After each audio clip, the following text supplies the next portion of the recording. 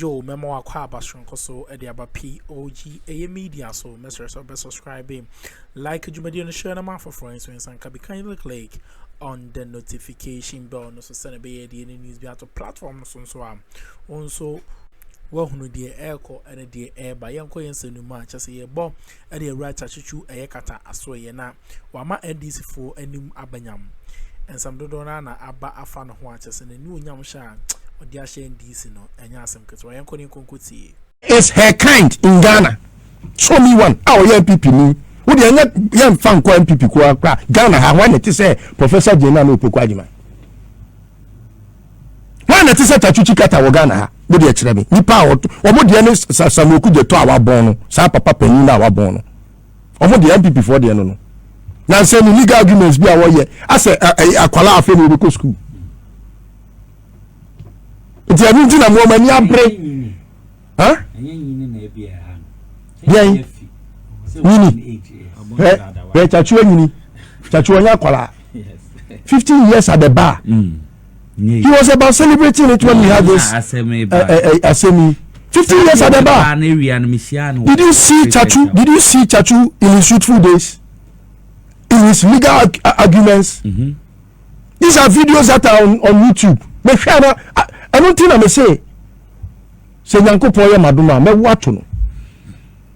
Because there is none like Tsatsu in Ghana or even in Africa. It's very difficult to find one. People misconstrue eloquence to mean knowledge. Obi wo wa na nwati. Akuffo do patrol we say krata nyina ma no obetimi akenkan ne kama. Reading says one kind obekan ate ho ono na otumi kasa saa we shall reach control na Bawumia busa say pardon because or accent the club we need and should be say some na kan ya ba say say won tiase ana dwumfo enti na Bible can say in all thy getting get what understanding entiase eno na enyansa ni mundie put together to make sense. Obi betimi aka bibia okunu tule mu obekan bofu bi obetimi aka but bofu na wo kan club san sa chese wonima de kro Akuffo eni Bawumia sukuu na wo kono wo ye doctor meboa enya economy hitu no ko nai enso economy ni ba bi ofa no na ye 4 odikodu san 17 eko 18 edisa paremfo a modi akoma dinapo bi ya onu tini ba bia onu soso wo hu kotoko fa kura nsem say adaya maame Grace Ayensu na wo sa o professor ya doctor ya wo Dr. Jinapo mfensa amejinapo enyasa wo oba bi se bi wo fie nka wo bebo se to no so ma first ya hwehwe ni doctor ni doctorate the PhD na hwehwe because me ni se wo ko school ya hwehwe na o wi obia na oye doctor wo NPP mu bia ne oye ayibia no ya hwehwe omo nkrata semu asane etinya gi atum hwe in 2016 don't me baba ntin be ka se Akuffo do me ye sure say wa nya law bia da I was so cocksure say uko law school na se ebusa say what's your highest qualification? You don't go and write BSc economics because you BSc economics e will gone. After which you went to law school. Nebwa. And you back control law school there. That's your highest qualification. I don't know what come easy. Nebwa. Akuffo the highest qualification or chokoma easy no. BSc economics. Into a law school way. And this money so brimu. No money certificate. Na se sebi obi de wa yiri ni ho akosuku because kaneno no me kadida. And I've always asked the NDC to forgive me. Because Sebi, according to say a friend is quiet. Who did I ebomu to? That's who Ben one I say BBS in Sibia. Sanity. Time I mean, no, none NDC for your adreno. None is me to my young papa. Say, they come in dear pass, you're showing dear Ghana, ha, young NPP mu. Until some bay or mono, and I mean, who say, hey, share, what the Mahama appointee. The least you can find is a master's degree. The least. That is a Nippon school. And so crown the okra first degree no and your first class and that's second class upper. NPP need first degree I will connect a second class lower or third class or pass. Only class wabon. Wari poto. Onu wi anu onu abeka cho say oni mamemu chen. Na nya ni dey na mai. Enya nansa na bibi mai. Sanity. It is a one in the nansa other than putting it together make sense. You have not made any sense. You 8 years here the buy you haven't made any sense. Na I draw na a professor. Okay, on your professor no. And a year na the word adjunct, the word adjunct, something that is next to. You see, professors are sometimes entitled to choose whether to be a part-time or a full-time professor. And this will be a one-year full-time professor, or adjunct, because ultimately choose something over the title. It's just a title. Professor, no. Everything French for the me promise no. Who say French teacher bia no your friend professor. Professor na teacher no teacher ni. Enti wonye teacher ni enti na ye den. We nyansa be no. Sa ye bu manya ba bia o ma we drum ene ke ba ye nka nyoma papa do Mahama ye akwantu a watuo eni adodode a e ba nyansa ni ndia do Mahama di bu manya na ke abetena ni ekeka. Enen kola ko school free. En kola nya aduani die and no mina kosua no wadri mabie ni nyina ke abetena ne yeka e say argument we be ya TV so he de adaya obi ana adri mabo to say obi eye teacher ni onye professor into onye professor no eno no e de aduani be si table so I think we should be getting serious as a country. The last argument has to do with the fact that you see, let us not allow for people to divert our attention from our core mandate as a people and a government, because NPP need anything to offer this country, and their modus operandi, their stock in trade is to make sure say at every instance they will divert the course of this country. We want to say diversionary because the last week you cry yadi beno. This shouldn't have been a topic. For discussion. Yeah, pointing the panana or here we are. Was I said, well, I didn't quit the area. My good tea will be now soon. And when you fall, no mountain, your man away the Aquana Junior Botodo. Now, do you say, no, you're from Mumbai. What I say, no more now mountain in your man. Oh, because we know, we need the Pacord in the court now. And he can never be an appointee of Mahama.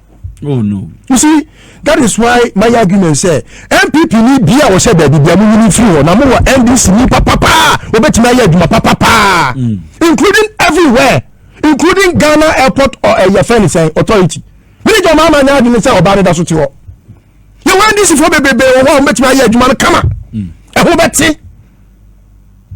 And ni dia no wa NDC ni bie. Mo na mo tra no na mama NPP for na say mo nanam so. E dia no ye. Yeah, you told us what you want. You need free war, or be beyond or NPP, you need free war, who bet me in a degree, you never. But in what's left here, never will panel.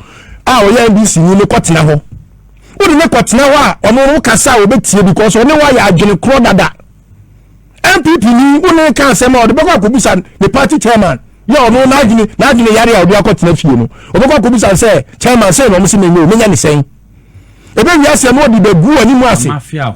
Politics near ye. NPP ni onye ni papa. Na ko papa ko ye odua memo papa magana fo nya so mfa so. Amemo tanta ya koso mfie nwatwe atwam. E tse NPP fo adwene do mutim. E ya adwene ye ponko abodam adwene. Osoro so abodam a obubu legu. E tia da na wo ba ya NPP ni oda so ti ni post. Yomadi. Pebe bi fo mo kobu. Tumu na tumu empty tumu empty baby bebre empty from ko no mo ko tena no mo ko yiro mo ko ye adwuma wo ho na fa NDC for no tent na ha baby papa no mo yiro mo nya adwuma ma amemo no nya krabehwe etibidi tu ye nyina yefo wutu okrafo no na wutu mo ne sofo se onsusu mawo na obondo do a na otufa okra hwinim mo okra kofa no ewe eti yesre mo se amemo papa no NPP ni amemo papa bia e de ma enti wo mo sese ho deputy positions ne wa ni nyina munyi omadi omutimo di omuye wicked people enti mo din ya mo nwuro e no mo di TV ase omuni anything to offer no adwin say o we de wo NPP ni papa e na e position kura no na wo ye say sa de ni nyina mo twam NDC for so wa zoye no ko fa NDC for na mo fo mu man no bibi bia mo ye bia NPP ni bia wo bia wo background o entete akura yini frim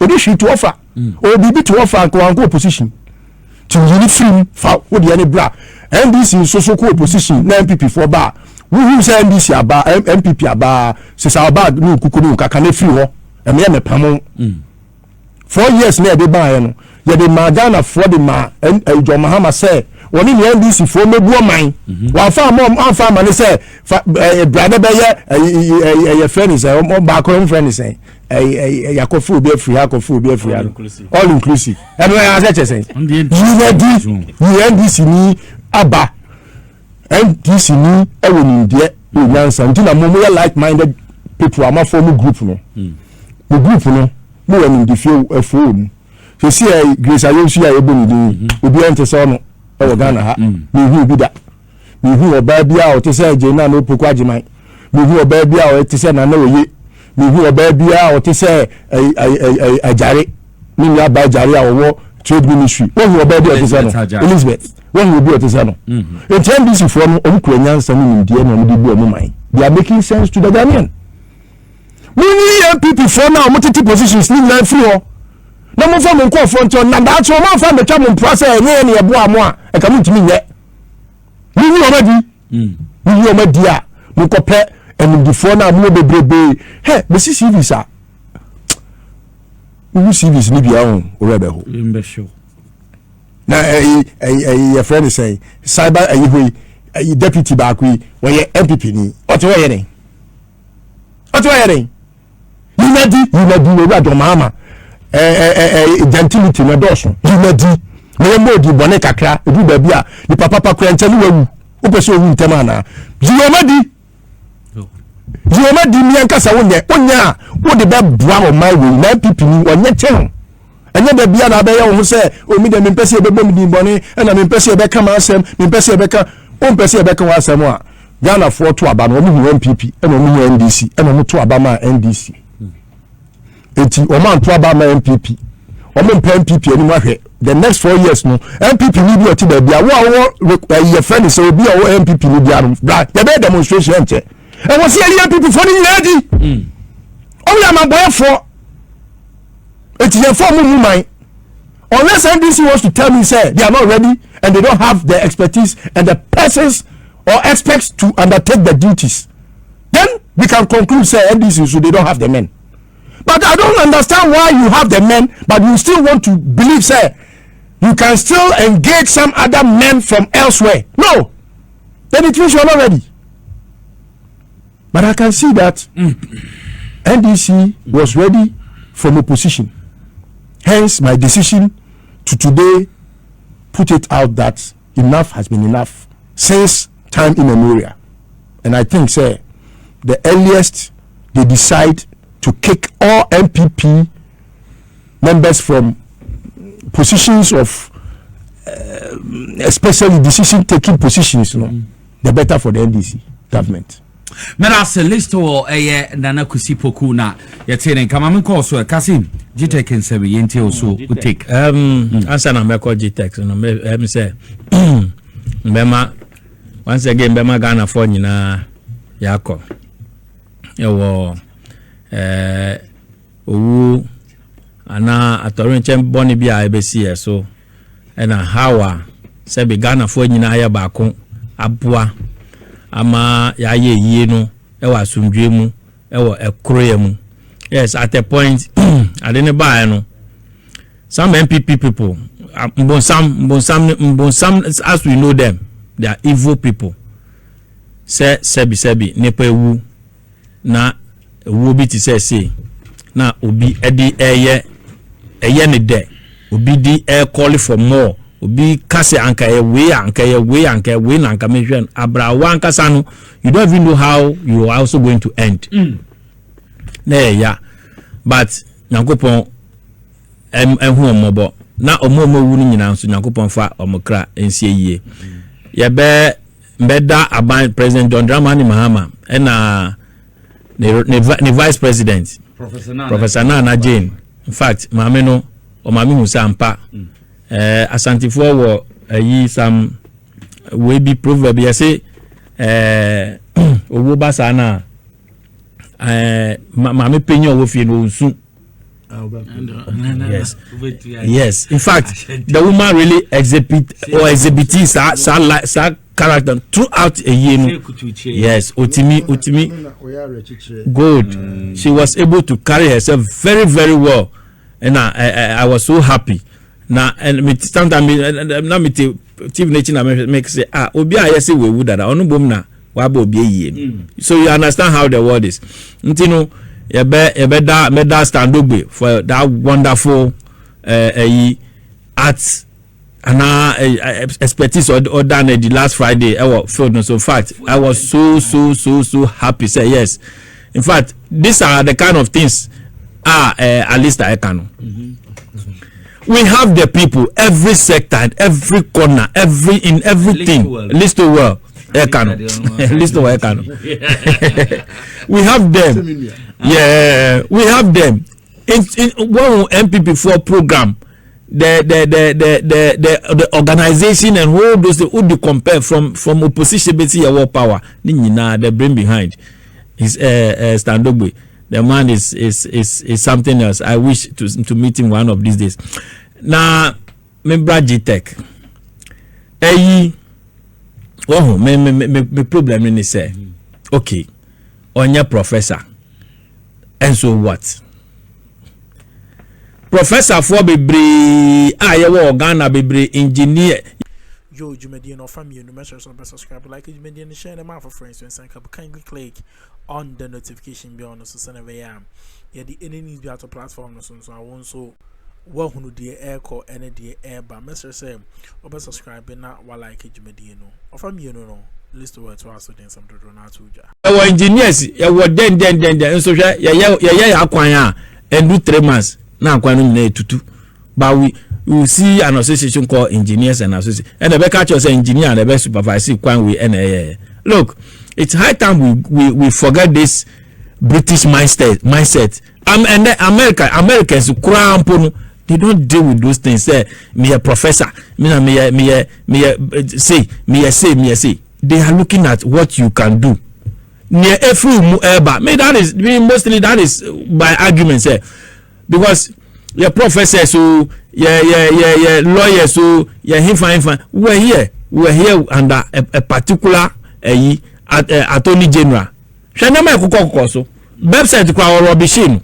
Obetima ka tell say we nyansa. So it is not about nepano ne qualification October says in fact there are enough evidence to prove say school to certificate, that is why they come out and they cannot do anything. Many who can say there are a lot of schools they are every year people graduate from the schools. Meanwhile my certificate is not accredited. These are the kind of things G-Tech should be looking at. How to make our educational standard push it higher, how to make it in fact competitive. Now professor we start politics no and like I said the brother kind NPP Media, everywhere you keep him, what do you they keeping in say your mind, therefore on also far positive mind, but no akita negative mind. If anka o keeping on the person will help you with the expertise and I have no problem. We are all Ghanaians. But these are the people who always want you to fail. These are people who are always doing anything to make you fail. So why do you want to entertain such people? Look, Ghana for 4 years. 4 years you can't go and tell Ghanaians that I couldn't fail because I blended my government with NPP people. No. They have given you the majority in parliament. In fact, Mahama absolute power. So what excuse do we have again in 2028? And I know we are not going to fail. If we fail and now we have issues, how are we going to address it? Kick the NPP people off.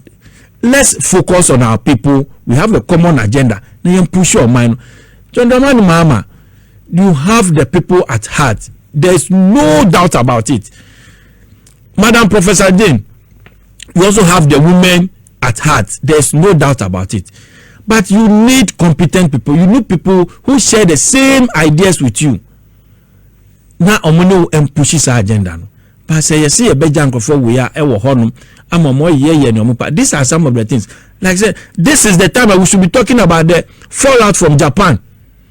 What you are bringing on board. Maybe Mugabe Eka wa big pushy. His Excellency John Dramani wa boss also. Those are the things we should be talking by now. Say maybe Meburu now or Moti Ghana or more expect to say almost they voted for John Mahama because of the big push. They know say yes. But those who voted for him because of the Women Development Bank, they know say it is coming.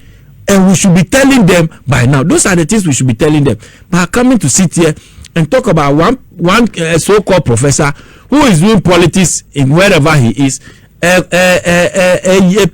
for NPP for Mugugu on. So Nanabi Mu. You can't tell me Nanabi is a proper lawyer. You can't tell me this guy. Argument. Well, you see. Yes. Proper lawyer. Yes, proper.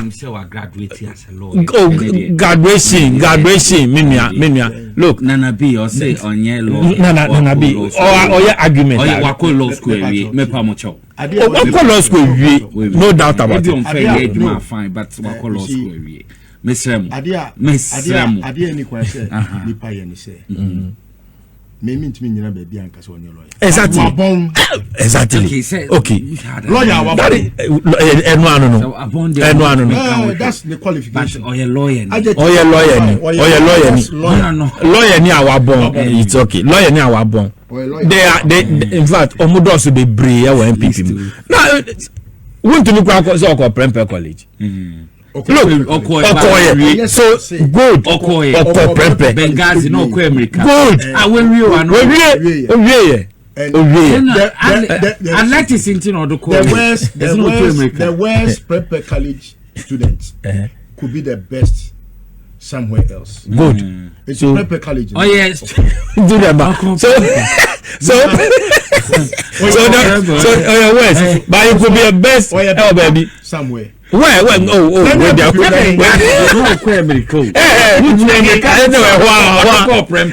anyway, me say yes, those days no sports are no matter you know foul say obra into no there you only come to lectures and ani papa your hinti ye man protocol and on many name nyasem nim dey no dey call enti only name bi NPP ano dey beko NPP ano dey beko because we NDC onya branch executive member kwa NDC okay with this enso so finti na ma hinkan we sai 7 okay so